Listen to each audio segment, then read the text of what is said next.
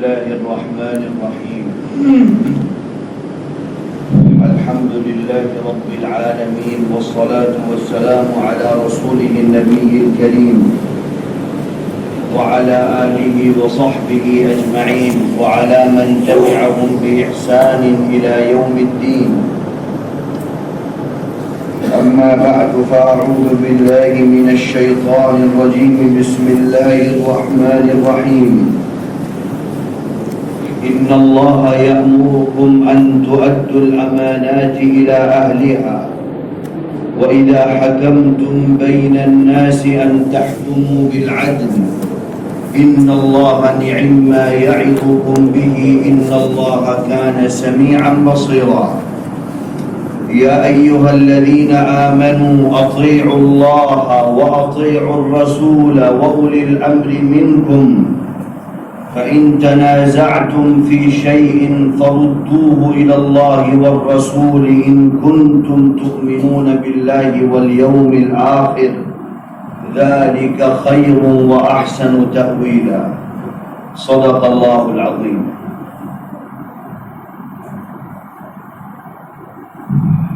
ہم اور آپ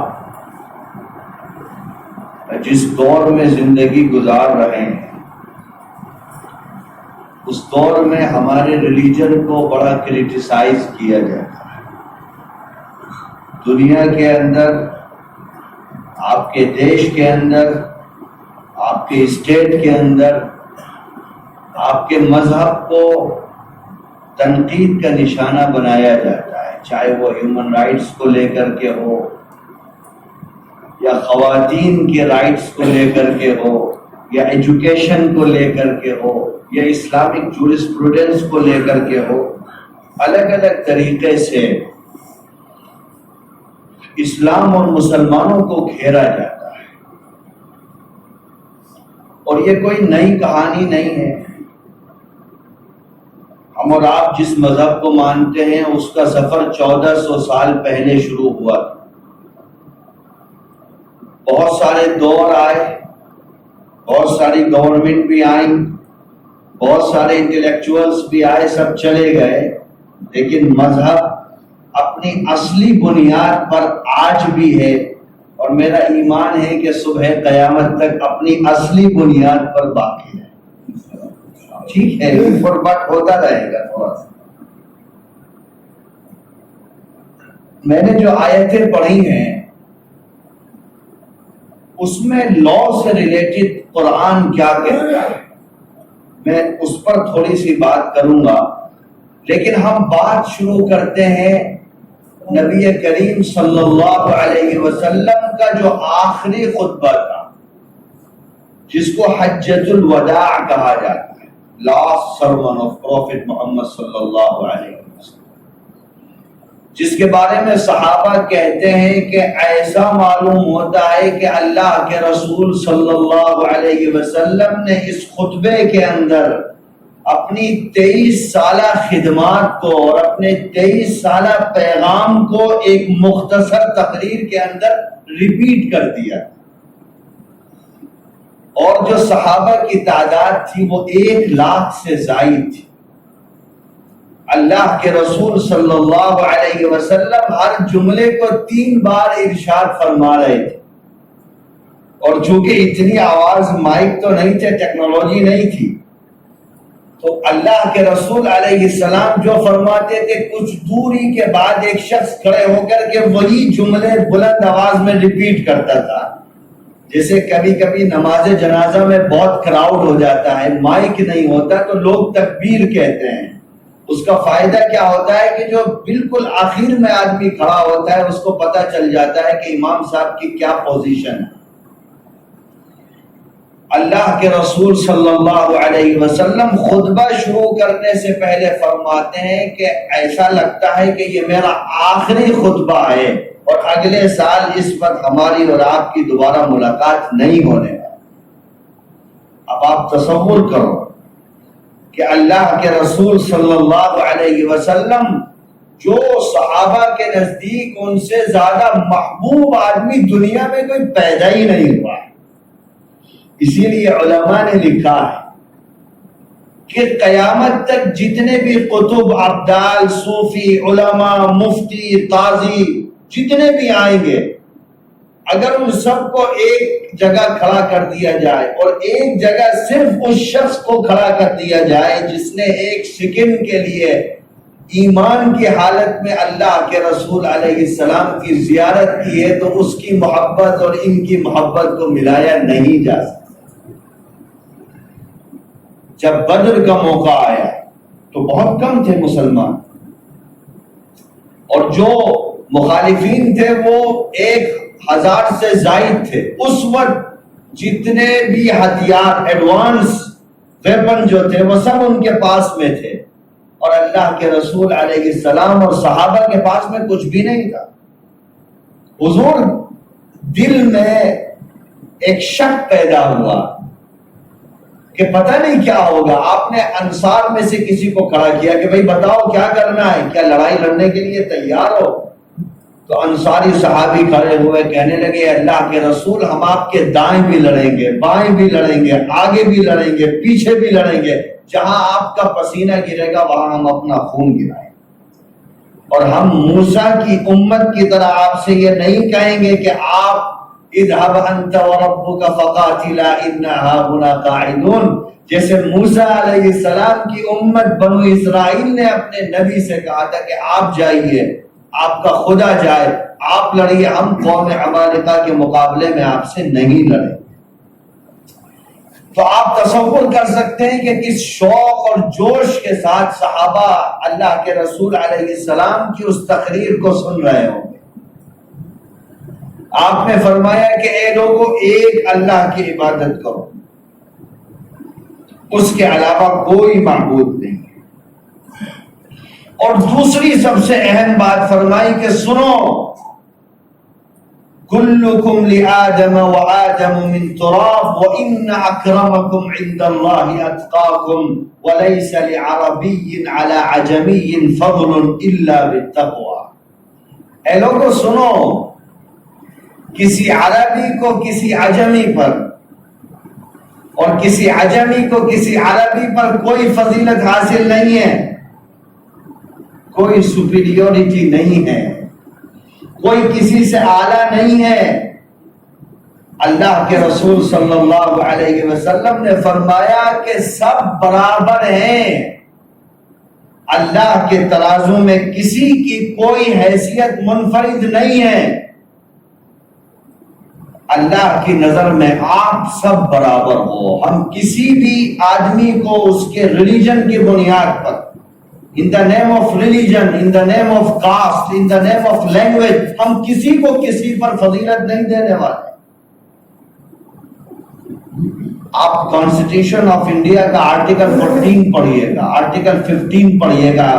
آرٹیکل 14 اور 15 یہ جو لاسٹ سرمن ہے نبی کریم علیہ السلام کے جو جملے ہیں یہ سب اس کے اندر ہے۔ فریڈم آف اسپیچ ہوگا، فریڈم آف ایکسپریشن ہوگا، رائٹ ٹو موومنٹ ہوگا، رائٹ ٹو پروٹیسٹ ہوگا، سب کو ہوگا۔ فریڈم آف ریلیجن ہوگا، کسی پر مسلط نہیں کیا جائے گا کہ آپ کو ایک مذہب کو ماننا۔ ریاست مدینہ میں کر کے دکھایا اللہ کے رسول علیہ السلام نے۔ دنیا کی سب سے پہلی ویلفیئر اسٹیٹ تھی جس میں سب سے کہا گیا کہ آپ کو جو مذہب ماننا ہے مانیے، ہم آپ کو پریشرائز نہیں کریں گے کہ آپ نہیں، ہم گردن پہ تلوار رکھ کے آپ سے کہیں گے کہ نہیں آپ اسلام کو مانیے۔ یہ میسج دیا گیا صحابہ کو کہ دیکھو اللہ کے نزدیک میں آپ سب برابر ہو اور آپ سب کے حقوق برابر ہیں، کسی کو کوئی فضیلت حاصل نہیں ہے۔ فضیلت ہے لیکن وہ اعمال کی بنیاد پر ہے، وہ عمل کوئی بھی کر سکتا ہے۔ ایک غریب آدمی ہے، فقیر آدمی ہے، کوئی حسب، بلال حبشی کا کیا حسب و نسب، کچھ بھی نہیں ہے، لیکن بیت اللہ پر اذان دلوائی تو بلال حبشی کو کھڑا کیا، آپ جائیے اذان دیجیے۔ سلمان فارسی کا کوئی برادری نہیں ہے، پتہ ہی نہیں وہ کدھر سے آئے تھے، لیکن وہ اجل صحابہ میں تھے۔ اسلام کی بنیاد کاسٹ پر نہیں ہے، اسلام کی بنیاد آپ کا اللہ سے کیسا تعلق ہے اس پر ہے۔ اس کے بعد آگے بڑھتے ہیں، اگر آپ دیکھیں گے ग्रीक डेमोक्रेसी को पढ़िएगा, रोमन एम्पायर को पढ़िएगा। ये सब वो चीजें हैं जो नबी करीम अलैहिस्सलातु वस्सलाम की तशरीफ आवरी से पहले थे। अगर आप इन डेमोक्रेसी को पढ़िएगा तो इसमें एलीट का गलबा था। जो एक ग्रुप होता था जिसके पास ताकत होती थी, पावर होती थी, वही शासन करता था। न तो खवातीन का कोई राइट होता था, न गरीबों का कोई इख्तियार होता था। जिसके पास पैसा है, पावर है, शोहरत है, इज्जत है, इख्तिदार है, हुकूमत है, वो जो बोलता था वही कॉन्स्टिट्यूशन होता था। किसी को कोई राइट नहीं था। लेकिन हज्जतुल वदा के मौके पर नबी करीम सल्लल्लाहु अलैहि वसल्लम का वो खुतबा था जिसमें आपने फरमाया कि मर्दों पर लाजिम है कि खवातीन का एहतराम करें। राइट टू एब्सोल्यूट ऑनरशिप उसी खुतबे में मिली है खवातीन को, राइट टू प्रॉपर्टी।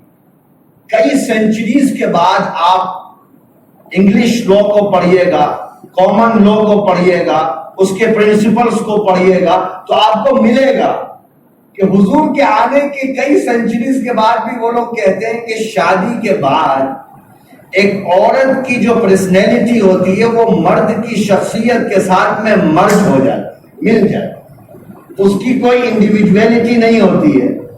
इस्लाम कहता है कि नहीं, राइट टू प्रॉपर्टी होगा, वो आजाद होगी कुल्ली तौर पर, जो चाहे करे, मर्द की ताबे नहीं होगी। किस वक्त ये एब्सोल्यूट ऑनरशिप दी जा रही है? जब एक पैदा हुई जिंदा बच्ची को जिंदा दफन कर दिया, जब औरत जो है वो नफरत का प्रतीक बन गई थी, उस दौर में अल्लाह के रसूल सल्लल्लाहु अलैहि वसल्लम फरमाते हैं कि लोगों सुनो, मोहम्मद कहते हैं कि अगर तुमने 3 बच्चियों की परवरिश कर ली सही सलामती के साथ में, तो अल्लाह का रसूल कहता है कि अल्लाह तुम पर जन्नत लाजिम कर देगा और जहन्नम को हराम कर देगा। तो सहाबा खड़े हुए हैं, अल्लाह के रसूल अगर 2 लोगों की जाए, 2 बच्चियां हो, 3 ना हो, कहने के ठीक है, 2 की भी कर ली तो भी जहन्नम हराम हो जाएगी और जन्नत लाजिम हो जाएगी।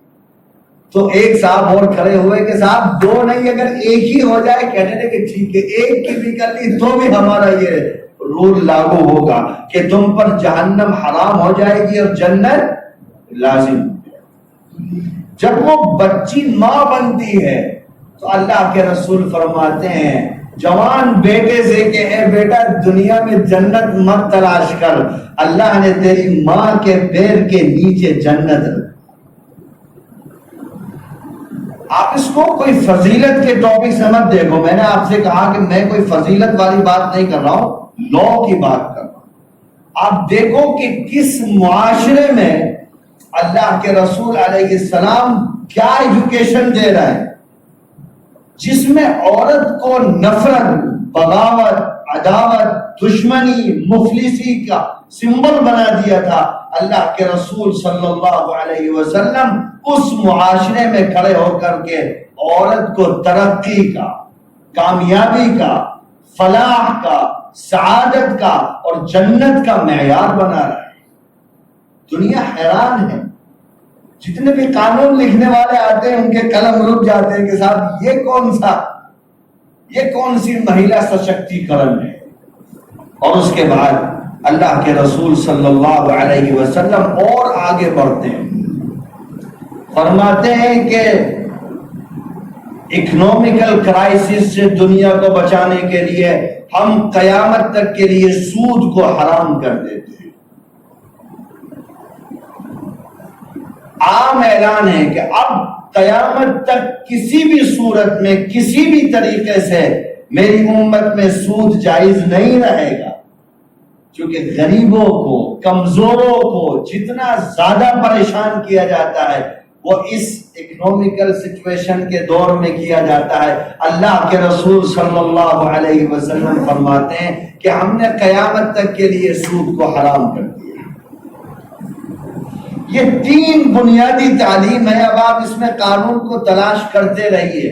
जो लोग इस्लाम को क्रिटिसाइज कर रहे हैं, ہیومن رائٹس کو لے کر کے یا خواتین کی ایجوکیشن کو لے کر کے یا اقتصادی اور آرتھک نیتیوں کو لے کر کے انہیں بتاؤ، اللہ کے رسول علیہ السلام کا یہ لاسٹ سرمن ان کو سنائیے اور بتائیے کہ کیا یہ مانوتا کے اور انسانیت کے خلاف ہے۔ اور اس خطبے کے چند دنوں کے بعد، بہت لمبے پیریڈ آپ دنیا میں نہیں رہے اور چند دنوں کے بعد آپ دنیا سے پردہ فرمائے، اور صحابہ، اور آپ نے یہ بھی فرمایا فَلْيُبَلِّغِ الشَّاهِدُ الْغَائِبَ، جو لوگ یہاں موجود ہیں ان کی ذمہ داری ہے کہ وہ ان لوگوں تک میرا یہ پیغام پہنچائیں جو یہاں موجود نہیں۔ اس کا نتیجہ یہ ہوا کہ اللہ کے رسول علیہ السلام جب دنیا سے پردہ فرما گئے تو نیچرلی یہ ہونا چاہیے تھا کہ صحابہ آپ کے شہر میں رہتے، مدینے میں رہتے، صبح میں آپ کی قبر مبارک پر جاتے، دوپہر میں آپ کی قبر مبارک پر جاتے، رات میں آپ کی قبر مبارک کی زیارت کرتے، لیکن صحابہ کے کان میں حضور کا وہ جملہ گونج رہا تھا اللہ کے رسول علیہ السلام کے پردہ فرمانے کے بعد یہ صحابہ کی جماعت دنیا کے ہر خطے میں اور ہر ملک میں چلی گئی اور ہر جگہ جا کر کے اس نے اسلام اور مسلمانوں کی تعلیمات کو عام کیا۔ ایک بات کہہ کے میں آگے بڑھتا ہوں، انڈیا کے اندر اسلام کی جو تاریخ ہے وہ 1300 سال، دنیا میں عرب میں اسلام کی تاریخ ہے 1400 سال۔ میرے دیش میں اسلام 100 سال کے بعد میں آیا تھا، کچھ لوگ کیرلا کی طرف سے آئے تھے اور کچھ لوگ مہاراشٹر کی طرف سے آئے تھے، تو ہمارے پاس جو اسلام کی تاریخ ہے وہ 1300 سال۔ ایک مرتبہ اللہ کے رسول صلی اللہ علیہ وسلم بیت اللہ کے سامنے نماز پڑھ رہے تھے، کچھ نوجوان جو قریش کے تھے جب اللہ کے رسول علیہ السلام سجدے میں تشریف لے گئے تو انہوں نے آپ کے اوپر اونٹ کی اوجڑی ڈال دی، اتنی بھاری تھی کہ خود اللہ کے رسول علیہ السلام فرماتے ہیں کہ ایسا لگتا تھا کہ میری آنکھیں باہر نکل آئیں، اتنا اس کا وزن تھا۔ حضرت فاطمہ رضی اللہ تعالی عنہا نے جب یہ منظر دیکھا تو ایک پیالے میں، برتن میں پانی لے کر کے آئے، اللہ کے رسول علیہ السلام اٹھ نہیں پا رہے تھے، آپ نے اپنے ہاتھوں سے اس غلاظت کو اپنے والد کی کمر سے ہٹایا، اور اللہ کے رسول علیہ السلام نے جب اپنا چہرہ اٹھایا تو آپ کی آنکھوں میں آنسو آئے، اس وجہ سے کہ بیٹی پر جب نظر پڑی تو بیٹی آپ دیدہ تھی۔ اللہ کے رسول علیہ السلام نے تسلی دی اور بیٹی سے کہا کہ اے بیٹا پریشان مت ہو، اللہ تمہارے والد کے پیغام کو دنیا کے کونے کونے میں پہنچا کر کے رہے۔ خیر، میں نے آپ کے سامنے 5ویں پارے کی کچھ آیات پڑھی تھی۔ ماڈرن لا میں 3 پلر بہت مضبوط ہیں، ایگزیکٹو ہے، لیجسلیچر ہے اور جوڈیشری ہے۔ اللہ تعالیٰ کیا کہتا ہے؟ فرماتا ہے ان اللہ یأمرکم ان تؤدوا الامانات الی اہلہا، سب سے پہلے ایگزیکٹو کو بیان کرتا ہے۔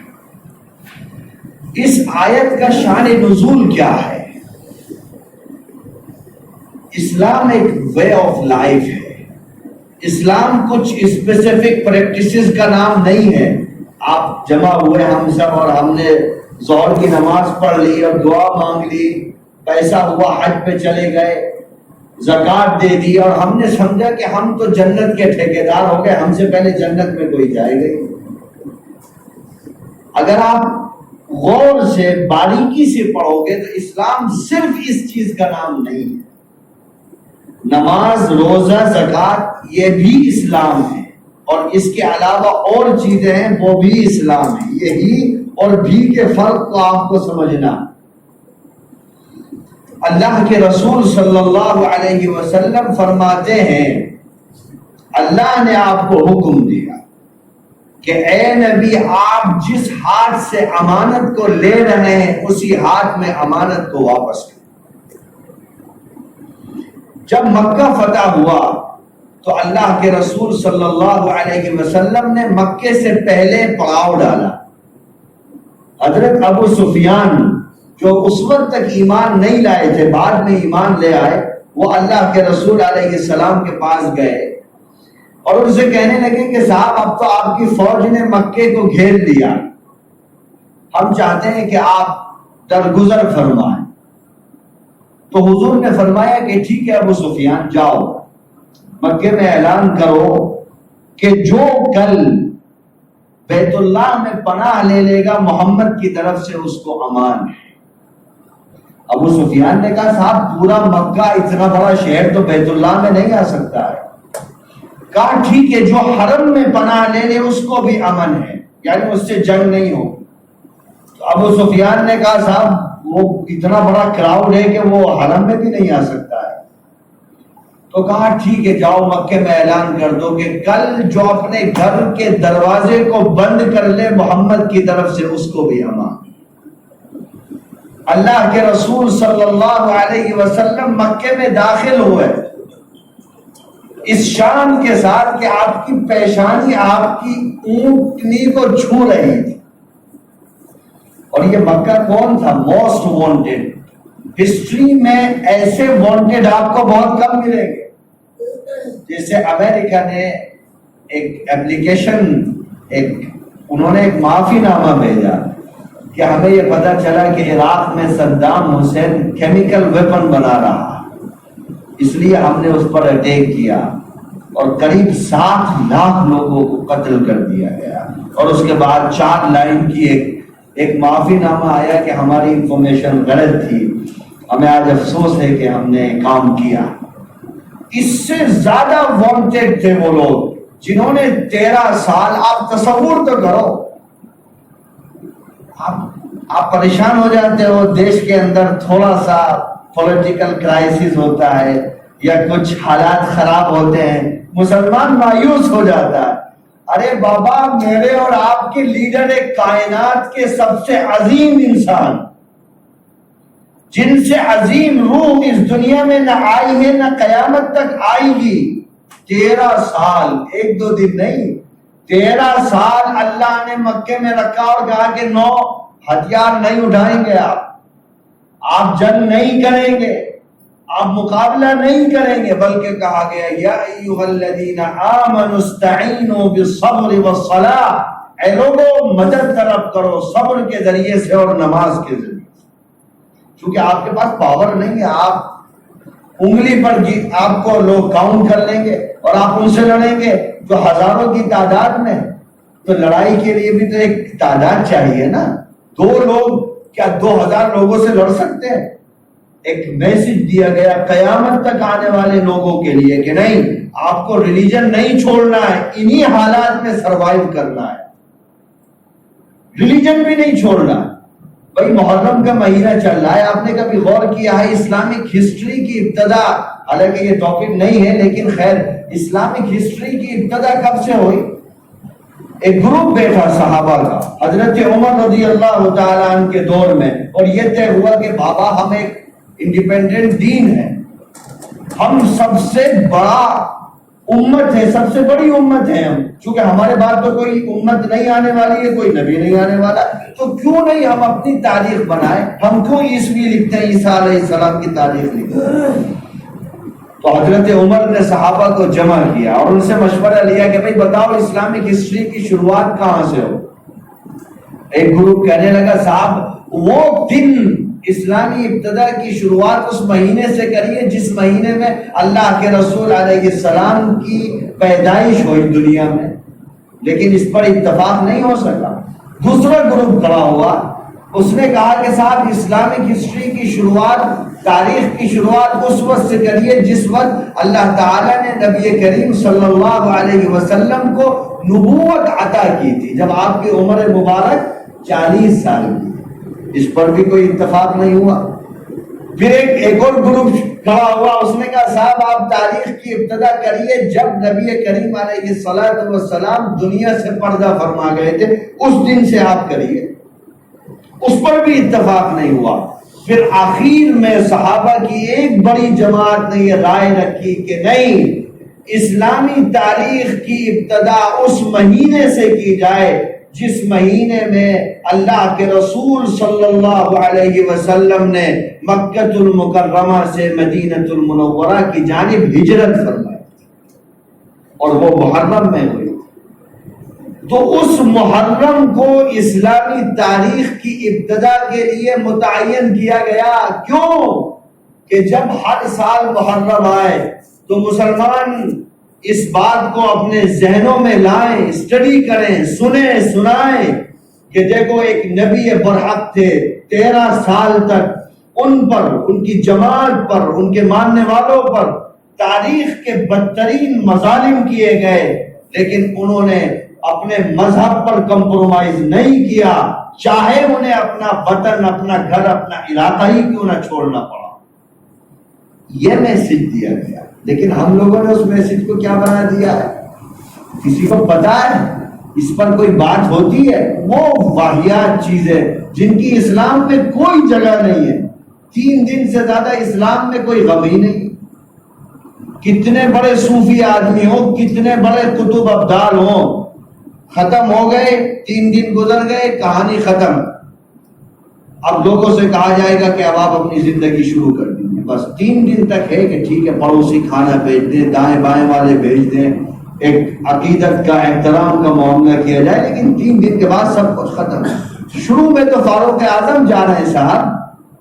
اگر آپ کسی کی، میں یہ نہیں کہہ رہا ہوں، ایک عظیم لڑائی تھی نواسہ رسول صلی اللہ علیہ وسلم کو، لیکن بدعات، خرافات، گریبان پھاڑ لینا، اپنے آپ کو زخمی کر لینا، یہ تو عقلی طور پر بھی سمجھ میں نہیں آتا ہے۔ آدمی دیکھے گا تو کہے گا شاید کچھ انہوں نے دارو وارو پی لی ہے، آج عقل نہیں ہے ان کے پاس میں، اور آپ اس کو ریلیجن کا نام دے رہے، مذہب کا نام دے رہے۔ کیا تماشا بنایا ہوا ہے مذہب؟ یہ کوئی مذہب ہے؟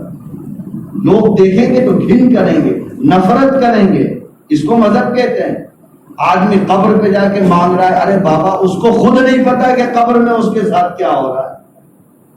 وہ اللہ جو ساری کائنات کا پیدا کرنے والا ہے، جو کہتا ہے قرآن میں کہ درخت کا پتا ٹوٹ کر زمین پر بعد میں گرتا ہے، اور عرش پر رہنے والے خدا کو اس کے ٹوٹنے کا علم پہلے ہو جاتا ہے، آپ اس کو چھوڑ کر کے وہ قبر میں جو آدمی ہے جس کو خود نہیں پتا کہ وہ کس کنڈیشن میں ہوگا، آپ اس سے کہہ رہے ہو کہ صاحب آپ اولاد دے دیجیے۔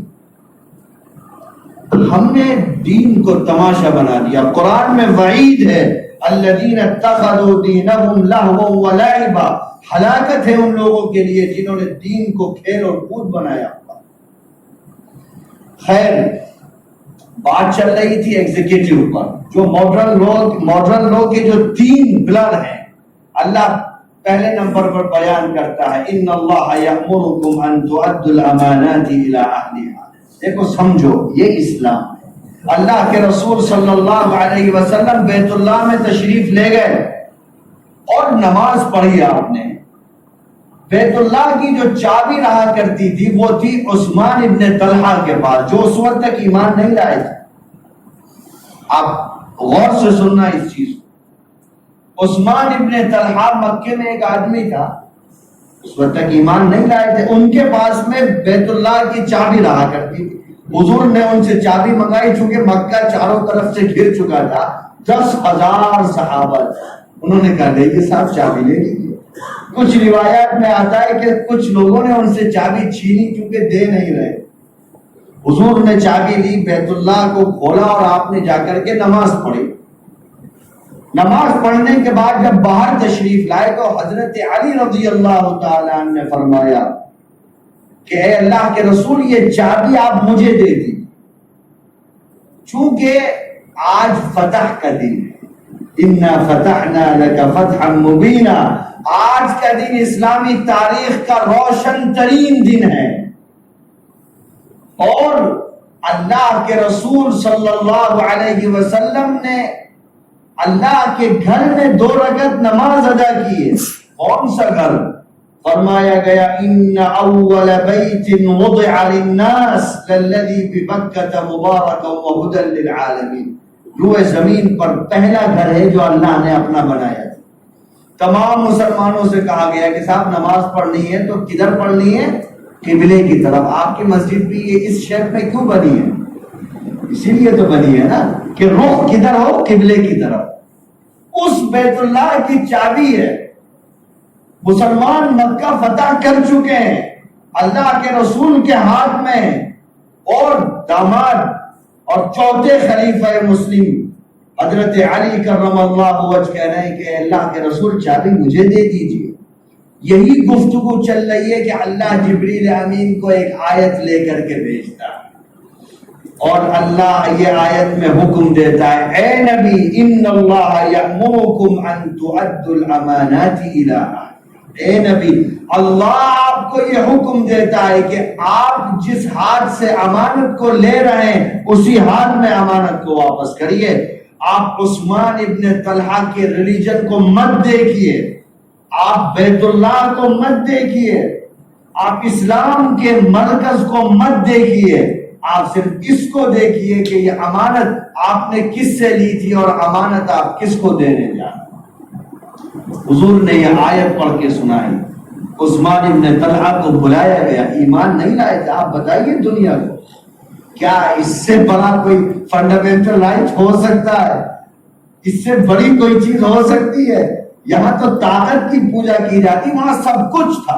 اگر آپ اٹھا کر کے حضرت علی کو دے دیتے تو کوئی بولتا بھی نہیں، ایک شبد نہیں بولتا۔ صاحب عثمان ابن طلحہ کو بلایا گیا، صحابہ کا اجتماع ہے، لوگ آنکھ پھاڑ کے دیکھ رہے ہیں کہ صاحب یہ کیا تماشا ہو رہا ہے۔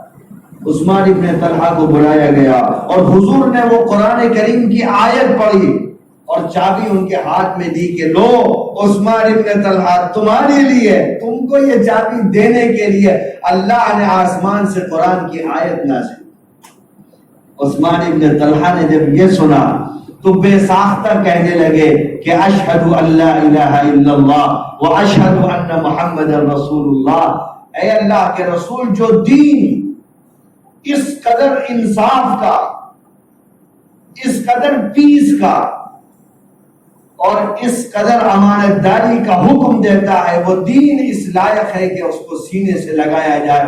گواہی دیتا ہے عثمان ابن طلحہ کہ اللہ کے علاوہ کوئی معبود نہیں ہے اور آپ اللہ کے آخری رسول۔ آپ تصور کر سکتے ہیں، اور قرآن میں کیا ہے؟ فرمایا گیا ان تؤدوا الامانات۔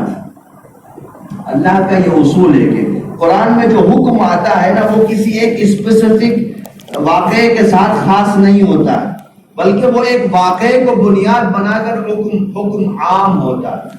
کوئی بھی امانت آپ نے کس سے لی ہے، میں نے بتایا نا کہ سب ایکویلٹی ہے، کوئی ڈسکریمنیشن نہیں ہے۔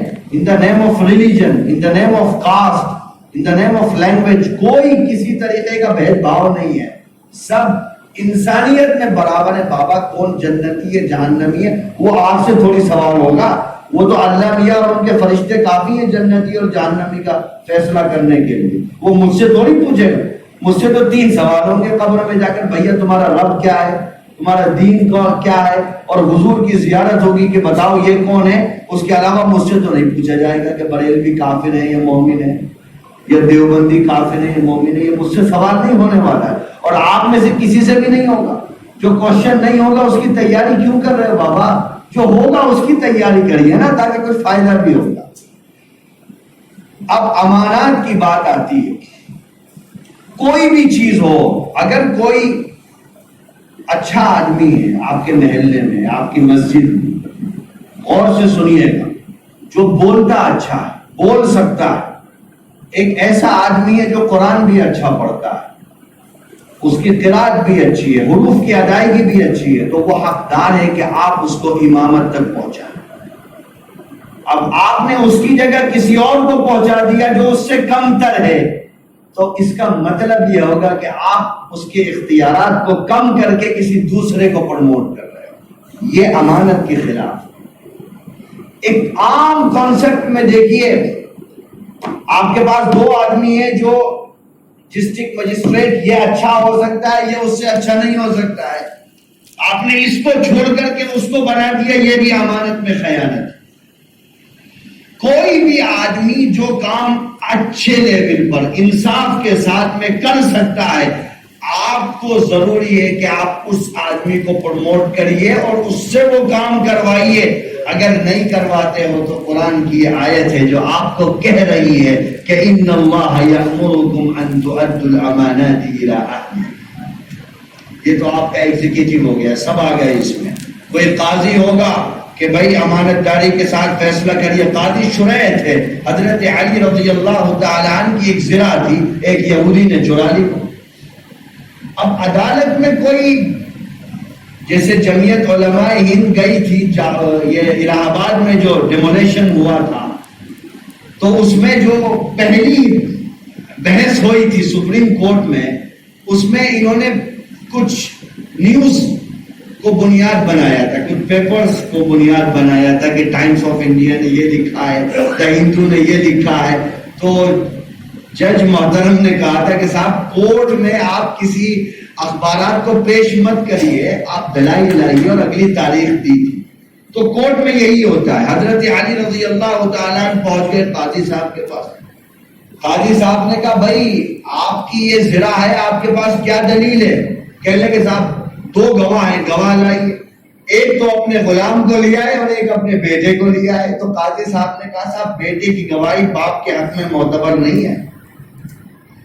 اگر بیٹے کی گواہی باپ کے حق میں معتبر ہو جائے تو ایک باپ دو بیٹے کو لے کر کسی بھی جگہ پر دعویٰ کر دے گا کہ صاحب یہ میرا گھر ہے۔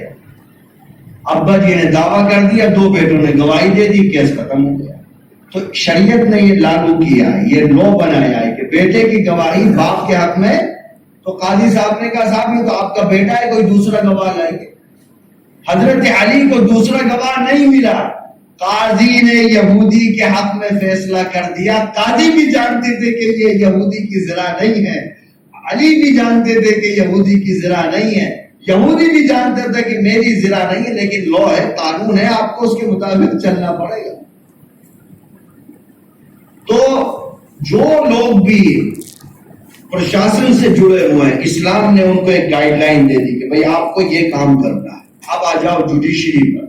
فرمایا گیا وَإِذَا حَكَمْتُمْ بَيْنَ النَّاسِ أَن تَحْكُمُوا بِالْعَدْلِ، اے لوگوں جب فیصلہ کرو تو انصاف کی بنیاد پر فیصلہ کرو۔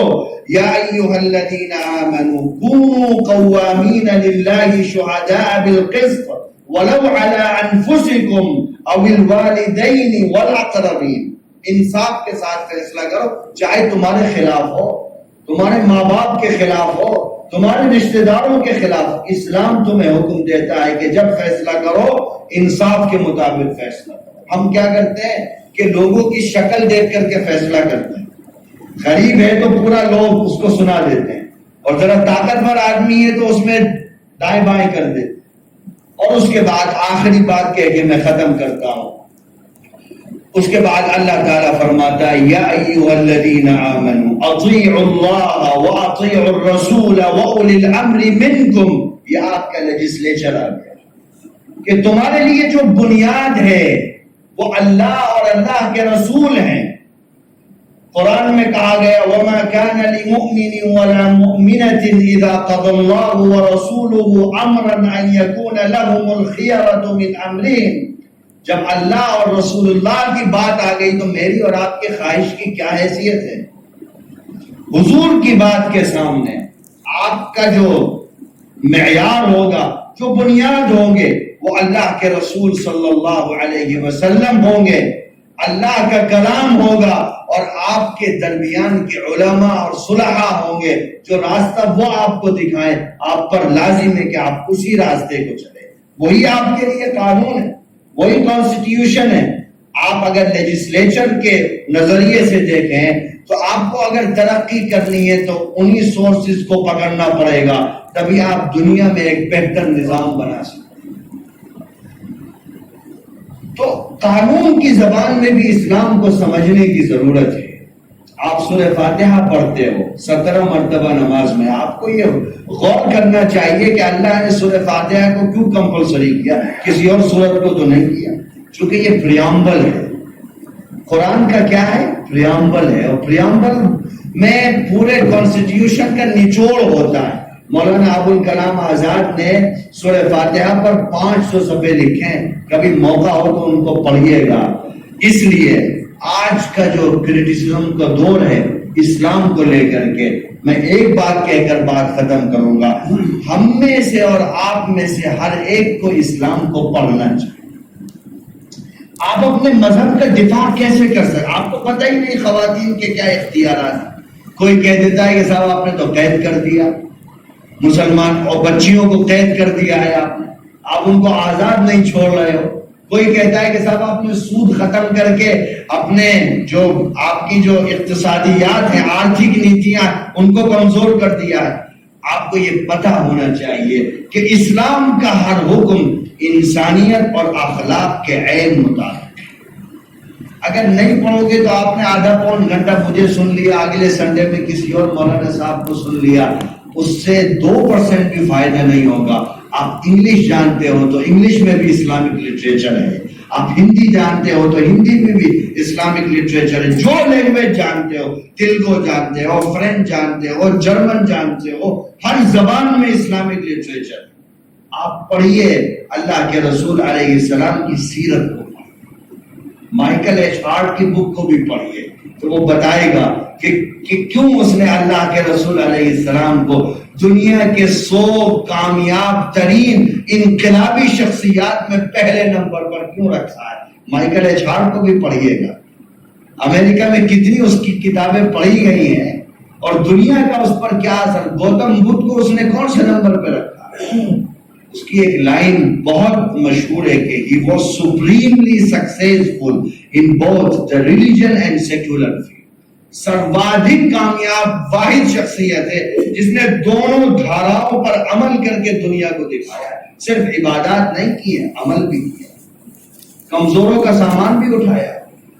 حضرت خدیجہ کیا فرماتی تھی؟ واللہ لا یخزیک اللہ ابدا، اللہ آپ کو کبھی بھی رسوا نہیں کرے گا۔ کیوں کہ آپ تو کمزوروں کا سامان اٹھاتے ہیں، آپ تو غریبوں کی مدد کرتے ہیں، آپ تو پراکرتک آپدا میں لوگوں کا تعاون کرتے ہیں۔ یہ ایسے کام ہیں کہ ان کاموں کو کرنے والے کو اللہ زمین پر کبھی رسوا نہیں کر سکتے۔ اس لیے ہمیں اور آپ کو سب کو پڑھنے کی ضرورت ہے۔ اللہ تعالی ہم سب کو عمل کی توفیق عطا فرمائے۔ وآخر دعوانا ان الحمد للہ رب العالمین۔ اللهم صل على محمد عبدك ورسولك وصل على المؤمنين۔